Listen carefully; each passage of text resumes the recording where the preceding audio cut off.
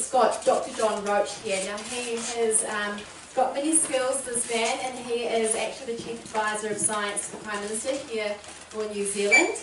Got an amazing range of degrees under his belt. I've actually got them written down here, John, and it's quite outstanding. It's quite outstanding. So we've got an honours degree in animal science, a Masters in Farm Systems and Pasture Management, and a PhD in Animal Nutrition.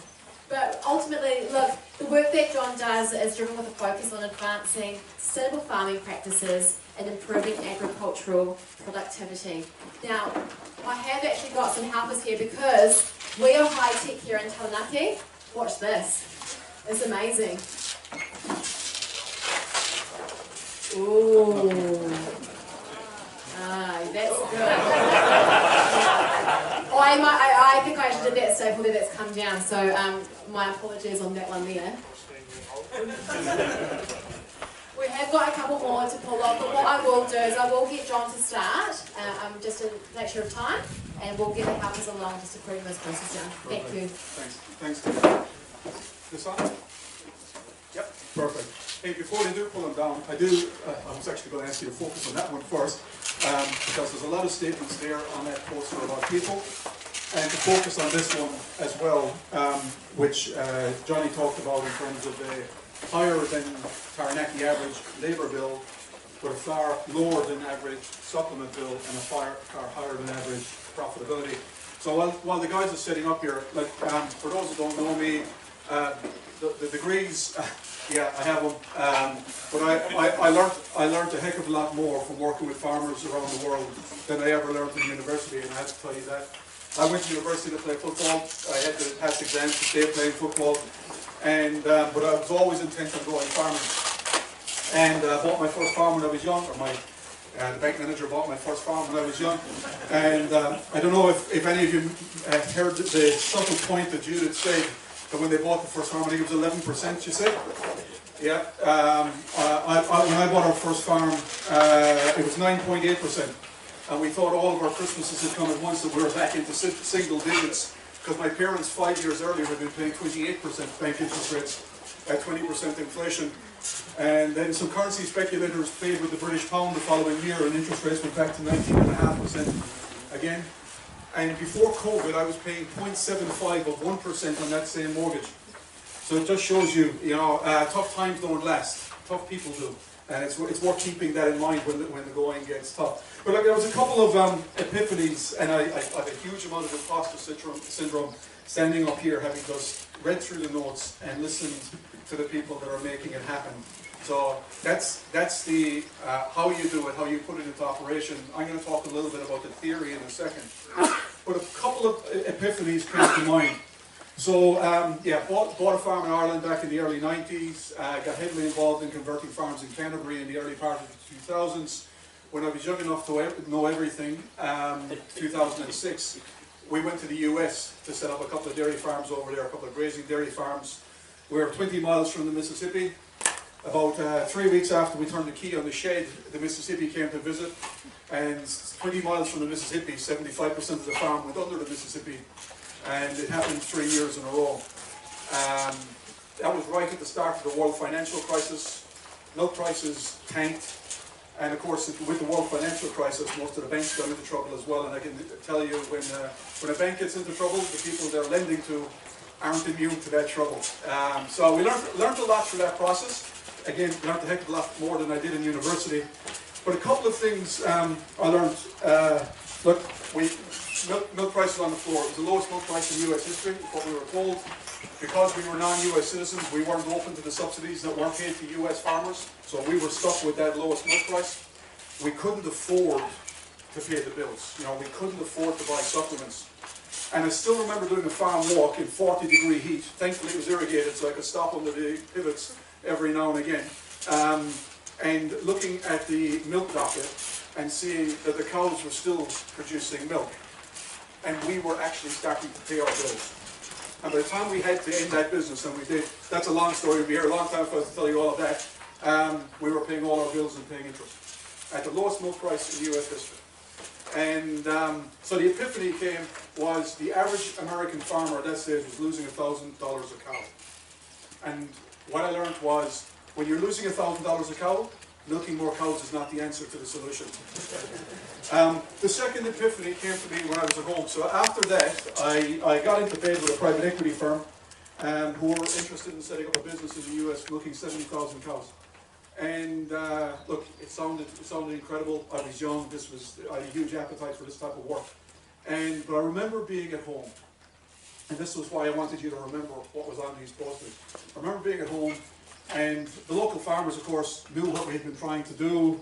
They'd known about the failure as well, and they were asking what was I doing next. And I started saying, well, look, I'm in negotiations to start off a 70,000 cow business.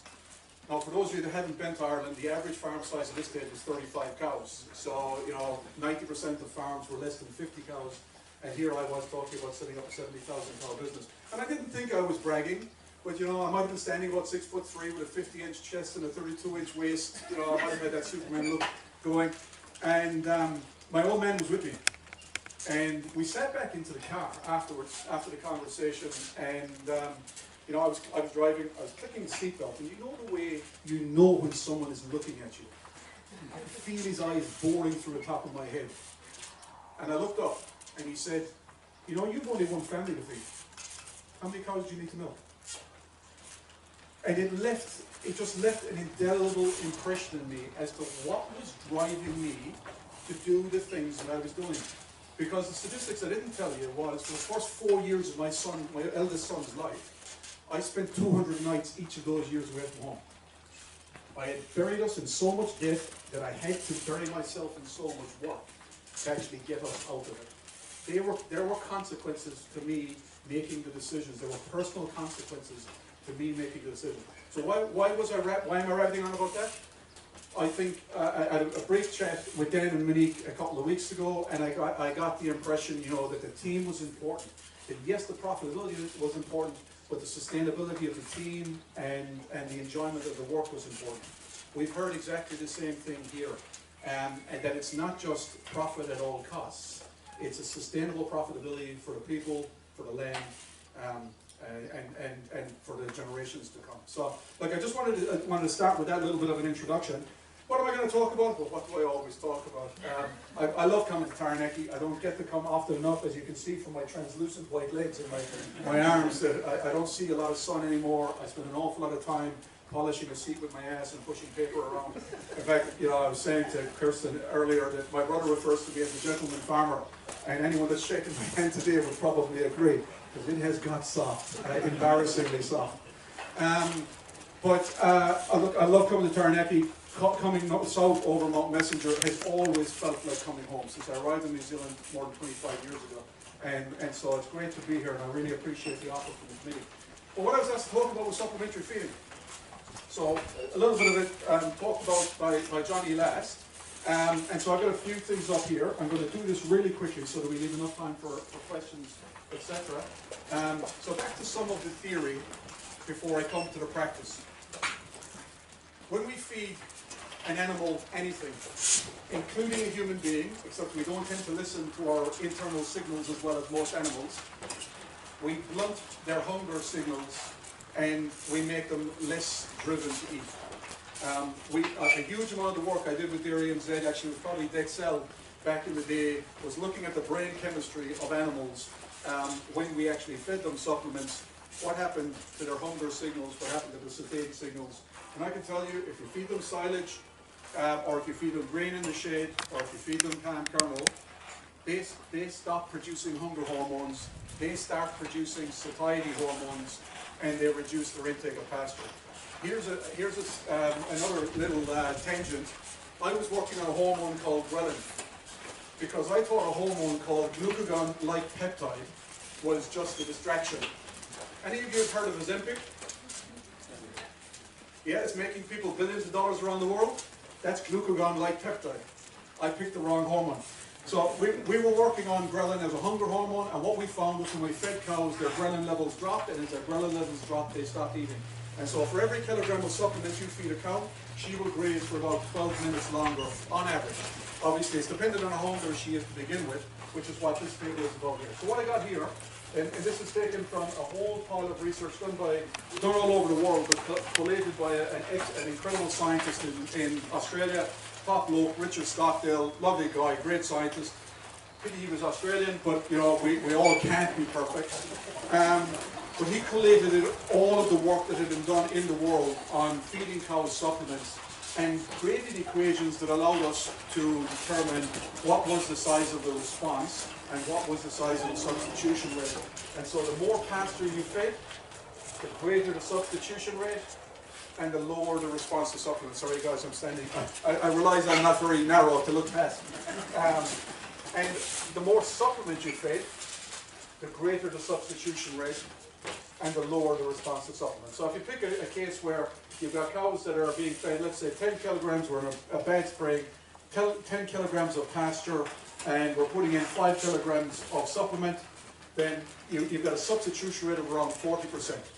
So that means their total dry matter intake is only increasing by 60%. So you're feeding them 5 kilos, they're only eating an additional 3 kilos, and the response to that supplement in spring is 53 grams, thank you, is 53 grams of milk solids per kilogram of supplement. I don't expect you to remember the numbers, no exam at the end of this.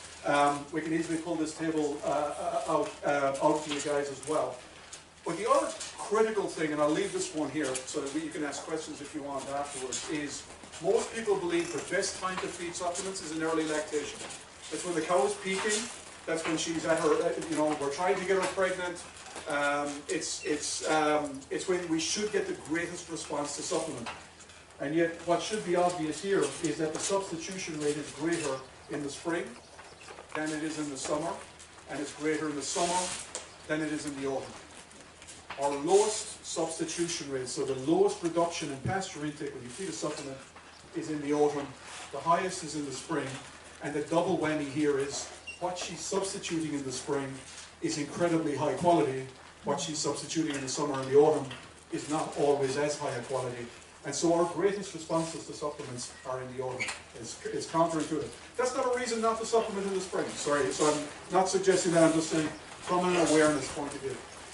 So yeah, so the take-home messages are there that, you know, a substitution rate greater in spring than in the autumn.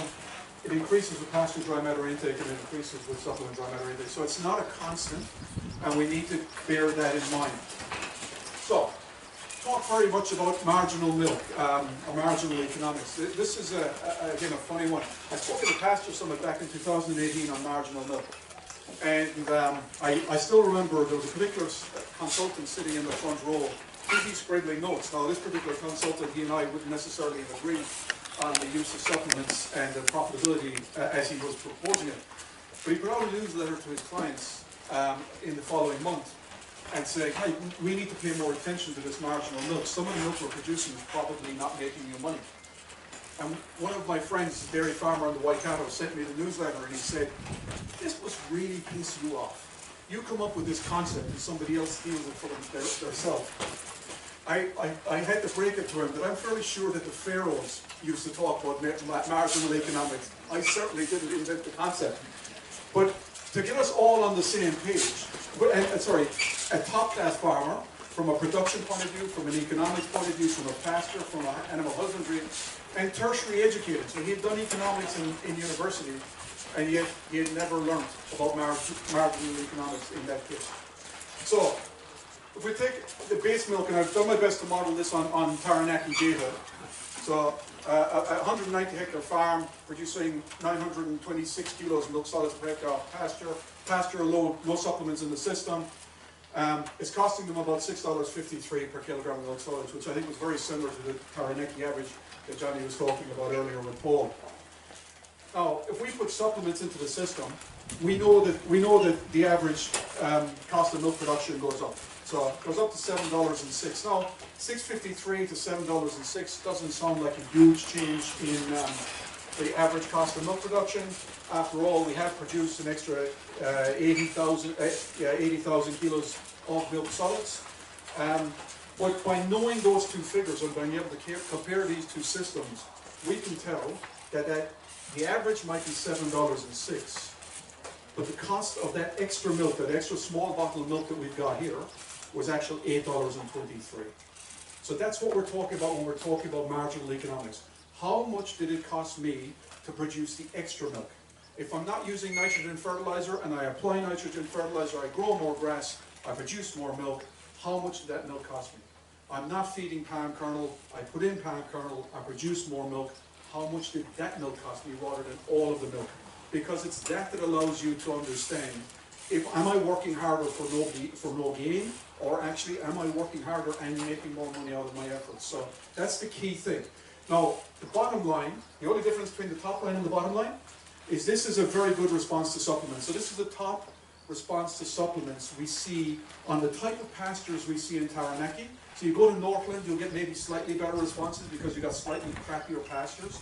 But here in Taranaki, under high stock situations, we see around 77 kilograms, I think, 80 kilograms of milk solids per ton of palm kernel dry matter that we stick down a cow's throat. That's about the best responses that we've seen through the multiple farm systems experiments we've run over the years. If we ignore all of this and we just put it in without managing our pasture and we waste pasture, what happens is we tend to get a much lower response to supplement. You can see I found a mistake in my poster as I was going through it this morning. I had to change it. So in this case, we're getting 55 kilograms of milk solids per ton of dry matter. Now, you might say, well, that just doesn't happen, 80 to 55. I can tell you that the experiments myself and Eric Culver ran in Ruakura back in the mid-noughties, we were getting 35 kilograms of milk solids while we were wasting pasture. It's amazing how fast you can drop that response rate. Again, you can look at it here. It's amazing how fast. So when I drive around the Waikato, which I do more than I do in Taranaki, I have to admit, I can assure you I see dairy farms getting 35 kilograms of milk solids per ton of palm kernel, not 80. Not all of them, obviously, but I can see those particular farms. But if we don't go to the extreme and we go to 55, so now instead of getting 255 thousand kilograms of milk solids from our 190 hectare farm, we're getting 230. It's still, right? It's still a lot better than 175. You know, we're 55,000 kilos of milk solids a head. That's something to talk about in the pub, isn't it? Yeah, you know, we're still paying the same amount because the same amount of supplements going in, the same labour is going into that, the same stocking rate is in there, etc. Our average milk price is $7.83. So again, as long as we are producing, we're being paid more than $8 a kilo, farm is profitable. But the key thing is that small bottle of milk is actually costing us $12 a kilo. So we're working hard to pay someone to put their kids through private education by supplying us supplements in the game in that particular situation. So, but it's really hard to tell, for you to tell, well, where am I on that spectrum? That's why I've tried to tease that apart in these two. So hopefully you guys on the far side can see these. What I've done here is, tell you what I've done here. I've taken the Taranaki dairy-based data, so for System 1-2 farms and System 4-5 farms, and modelled using our farm systems experiments that have been undertaken over the years, using the real financial data and the experimental biophysical data, because that allows me to compare apples with apples. If I was to compare this farm with the farm down the road, I'm comparing a farm manager then, I'm comparing a farmer. Yes, there might be differences in the farm as well, but it's quite often it's not the system I'm comparing, it's the person that's managing the system. By doing it this way, I'm more likely to be comparing apples with apples. So in this first example, you can see again, we're getting high pasture utilization, around that 80 grams of milk solids per ton of dry matter. What you're looking at here is milk price across the top, supplement price with a palm kernel equivalent, so palm kernel or maize silage, that type of feed. The grey bars here, the grey squares, that is when using supplements to fill a feed deficit is profitable. So we set up the system is what it is. You know, as long as milk price, I deliberately didn't go below $7 because I didn't want to frighten any of you guys that we were going to drop below $7 again. If we start with a bottom of $7 and work our way north, and a supplement price of around $200 a ton, then once we go over $7, if we're buying it for more than $200 a ton, if we're buying for $200 a ton, but our milk price is greater than $7, it's profitable to fill feed gaps with that. If we're paying $2.50 a ton, then the milk price must be $7.50 for us to be making more money than the farm that is also highly stocked, got that feed deficit, but is not plugging it with supplements. I hope that makes sense. Sorry, I know it's a bit convoluted. These white squares here, they are all of the scenarios when it is profitable to fill the feed deficit. So we run into a feed deficit, it is profitable as long as we're utilizing all our pastures. As long as we're doing what Johnny had talked about earlier, keeping on top of those residuals and managing the rotation to best effect. The black bars, this is when it is profitable to use supplements to increase stocking rate. Now, I remember back in the days, 20 years ago, when we were debating the use of supplements, and we all knew how important it was to utilize all of our pasture. So the recommendation was, well, if you're going to use supplements, you need to increase your stocking rate because you need to continue to use all of your pasture. I hate to tell you, we were probably wrong, but we weren't right a lot of the time. Because you look at the milk prices, you have to get to $9.50, $10, $10.50, and the supplement prices, you have to be able to buy those for it to be more profitable. I think these things are going to flow down on me in a second. To be more profitable to feed supplements than to drop stocking rate. Because that is our option. That is the counterfactual. If we have a system that needs supplements every year, more supplements than we think we need every year, then either we're calving too early or our stocking rate is too high. So your counterfactual to putting supplements in it is, do I look at the system and actually take some cows out of it? Now, that's with high responses to supplements, and I want to finish so you guys can get a couple of questions in. Over here, you feel free to take pictures of these afterwards. Low pasture utilization, 60 kilos of milk solids per ton of dry matter. Remember what I said about Eric Oliver in my work? When we wasted pasture, we were grazing to 1,700, 1,800 continually. We were getting 35 kilograms of milk solids per ton of feed dry matter. Again, there's plenty of situations, particularly at the milk prices that we are seeing now, and I want to touch on that in a second. And the actual fact that we can still buy supplements in most locations at a reasonable price. There is plenty of opportunity to feed those supplements, to fill a feed deficit, and break even or make money. And I recognize that it's not all about making money, okay? I recognize that it's also about looking after the cows. But you take a look at if you're not getting great responses to supplements, there is almost no situations. We're out in milk prices of $11 to $12 and supplement prices of $200 to $250 to be using supplements to drive up our stocking rate. So I've forgotten the thought I had. It'll come to me. I'm going to stop there and happy to take any questions later. Sorry, you know, bamboozled after I knew you had a question. Yeah, I enjoyed. You know, we could talk forever. These guys won't know what we're talking about. I should be sure now, like, Neighbor. That's the thought. Come on. Look, there's, I absolutely agree with what you're saying here. What the thing that's pissing me off at the moment is that we're being told that climate change is causing the demise of dairy farming and pasture production in the white cattle.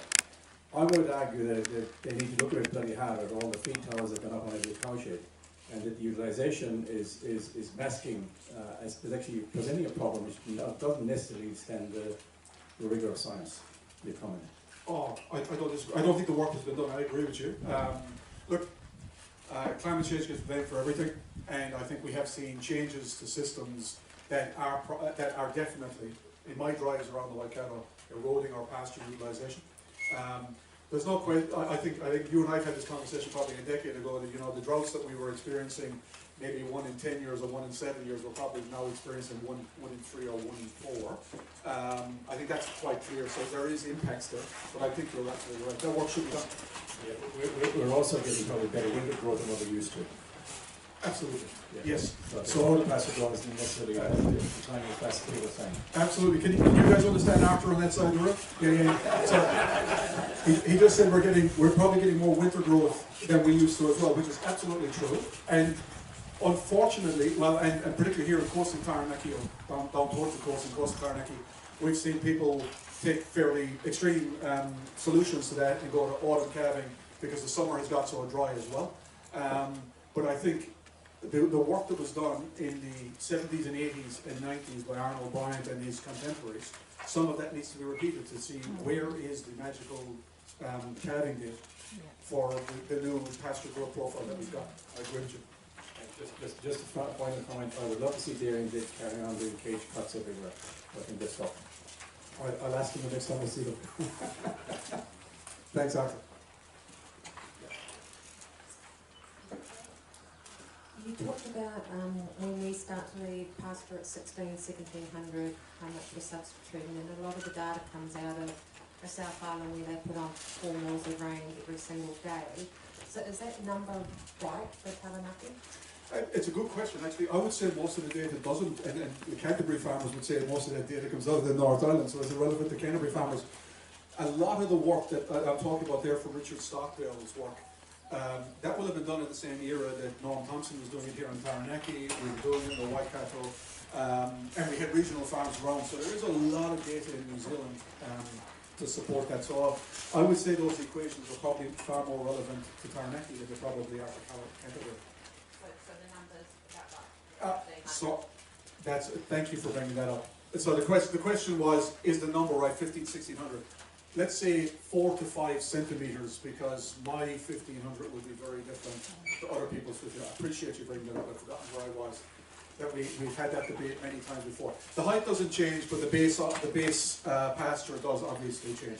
So we're talking about optimally grazing to around 3.5, maybe a smidgen above 3.5 centimeters, so 7 clicks on the plate meter. That's what I'm saying is 1500. If we're above that by a couple of hundred kilos or by a centimeter, then we're seeing substitution rate rise and responses drop. Yeah, well, thank you for clarifying that. Okay.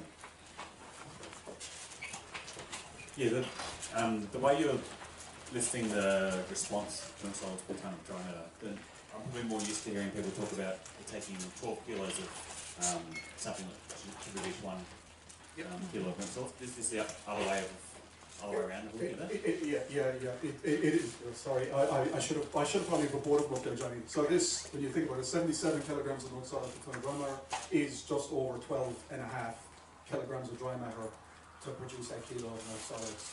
Whereas this one at 62, you're closer to 50. And when we look across the databases, this is actually closer to the average than this. Yeah.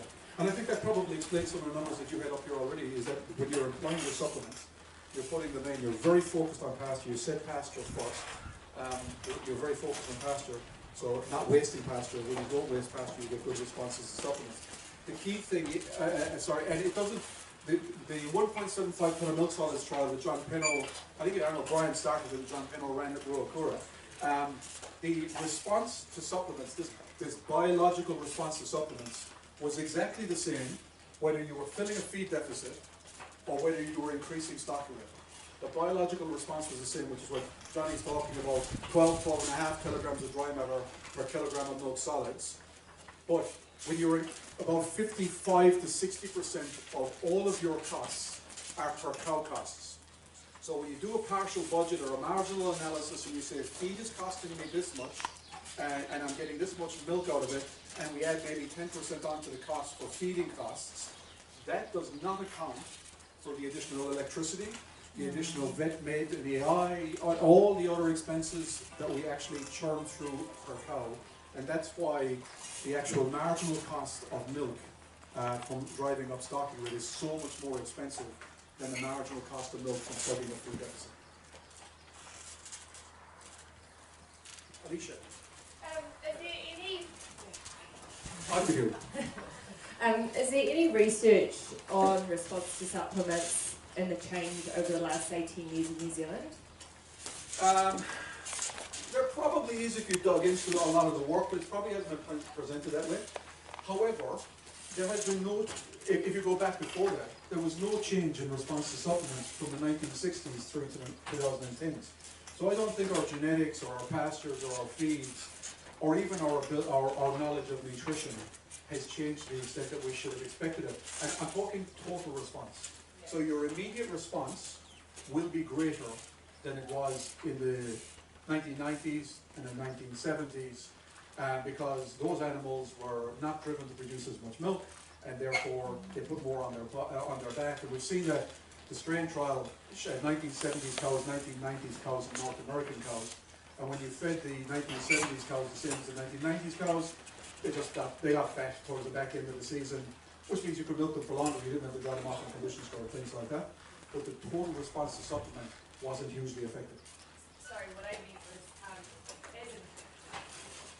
What I meant was, as an industry, if you look at the average response to supplement, are we achieving worse now than, say, 10 years ago, with the advent of easy and cheap feeding rather than having to open up a side to it? Yeah, it's a great question. I don't know the answer to that, and the problem is we probably can't answer that as an industry because our pasture consumption is back calculated. So we know how much supplement goes in, we know how much energy is required, and therefore the difference is the amount of pasture that's eaten. So it becomes a self-fulfilling prophecy as to whether, to Arthur's point, are we growing less pasture and therefore using more supplement and we're getting the same response, or we're actually growing the same amount of pasture, it's being claimed that we're growing less pasture and we're getting a less response to supplement. That'd be a really difficult one to answer. I'm sure everyone here will have an opinion on it. Yeah, myself included.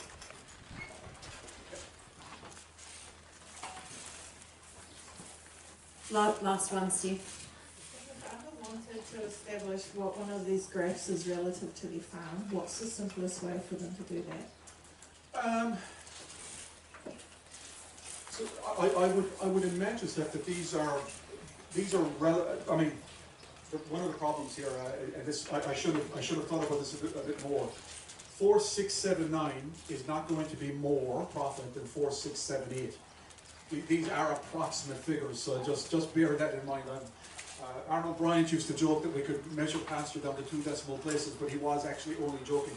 But aside from that, if you just look at that as, let's say that's 4,700 or in that range, these figures are probably right across New Zealand, with the exception of probably the extremes of our tropical summers in Northern. We know we get, and we have measured it, we get greater responses to our supplements on Kikuyu dominant pastures. Our marginal cost of milk in the summer autumn in Northern is actually less than we would expect in the White Cattle and Taranaki. Maybe the Eastern Bay of Plenty and a few other just more difficult summer regions, possibly coastal Taranaki, except that again, the pasture quality is so good. The response to the supplement due to substitution is going to be no different. Can I just have one more, sorry? Absolutely. Lucky last. Harry Bayless, I've been around too long as well.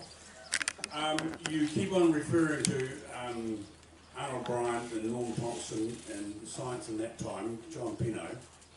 What in the last 5 years science has improved your knowledge in this area? As Chief Science Advisor to the Prime Minister, given the fact that you basically are saying there's been no science for the last 5 years, what are you going to do about it? I didn't say that there hasn't been any science in the last 5 years. Science in this space, it's a great question. I could be political here and say, I'll talk to you afterwards.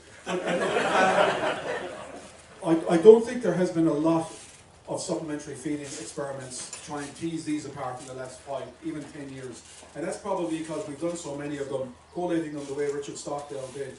I'm not sure of the marginal gain of doing more of it, other than we need to put more of it into demonstration farms in different parts of the country so that farmers can go along, kick the dirt, talk about the challenges, etc. So I think that's certainly worth doing. The vast majority of nutrition type research in grazing systems, was to Arthur's point earlier, has been based on methane and how we manage the system more efficiently to reduce our methane emission and things like that. Yeah, so in the last 5 years, I know a heck of a lot more about science that I had no knowledge of prior to it, but I probably don't know a lot more about supplementary feeding. Thanks, Amy. Awesome, thank you, John.